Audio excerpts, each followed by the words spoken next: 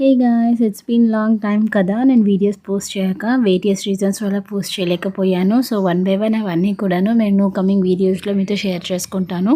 So ఇదైతే మా కార్తీక పౌర్ణమి రోజు చేసుకున్న పూజ వ్లాగ్ అన్నమాట. I know it's late, but కుదిరినంత వరకు కొంచెం కొంచెంగా షూట్ చేశాను అనమాట. సో చూసేసేయండి. సో మాది వచ్చేసి చిన్న బాల్కనీ అనమాట, పెద్ద ప్లేస్ లేదు.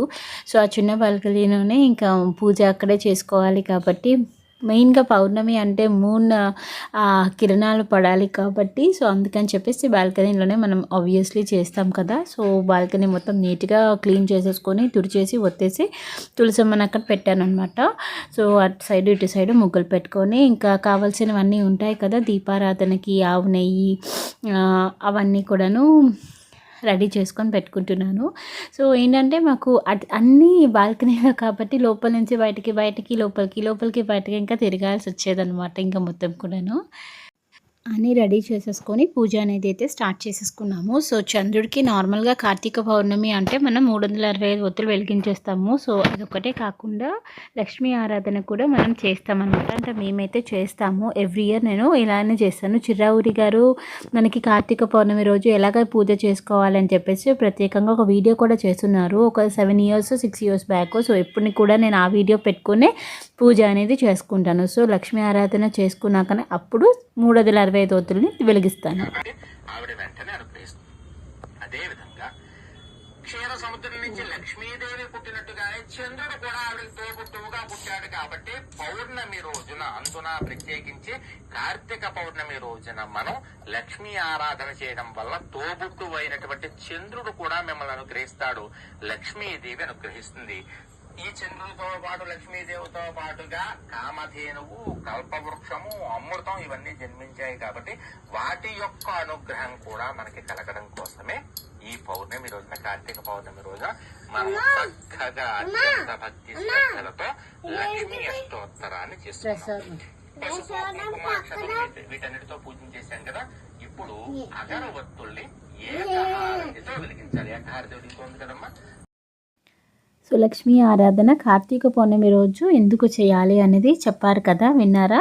సో అందుకని చెప్పేసి ముందుగా ఐశ్వర్య దీపంని వెలిగించేసి అదంతా అయిపోయినాక ఇప్పుడు మనం 365 ఒత్తులకి సిద్ధం చేసుకుంటున్నాను అనమాట. ఆ రోజైతే చంద్రుడైతే దాగుడు మూతలు ఆడుతున్నట్టు బయటకు వచ్చి చూసి మళ్ళీ మేఘాలు అడ్డేసి అట్లా కనిపించింది.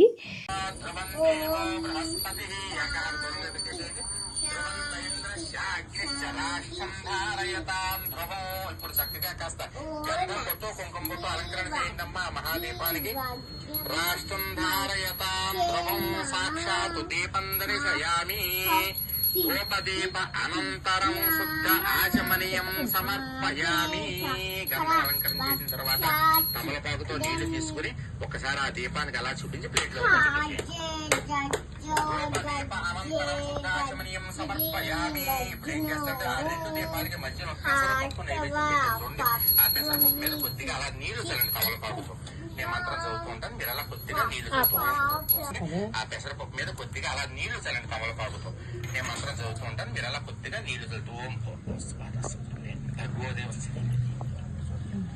ఏవైతే పళ్ళు ఉన్నాయో ఈ పళ్ళ మీద కూడా నీళ్లు చల్లుకోండి. నైవేద్యం పెట్టే పళ్ళ మీద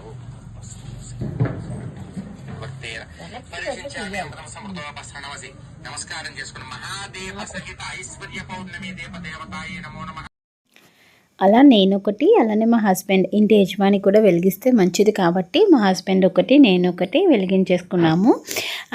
చంద్రుడు ఆశీస్సులు మనందరి మీద ఉండాలి. మనందరికీ మెయిన్గా చంద్రుడు అంటే మనస్కారకుడు కాబట్టి ఎవరికైతే మనశ్శాంతి లేదో అలాంటి వాళ్ళు కంపల్సరీగా పౌర్ణమి రోజు ఇలా చేసుకుంటే మనందరికీ కూడా మనశ్శాంతిగా మనం అందరం బాగుండాలని కోరుకున్నాను నేను కూడాను.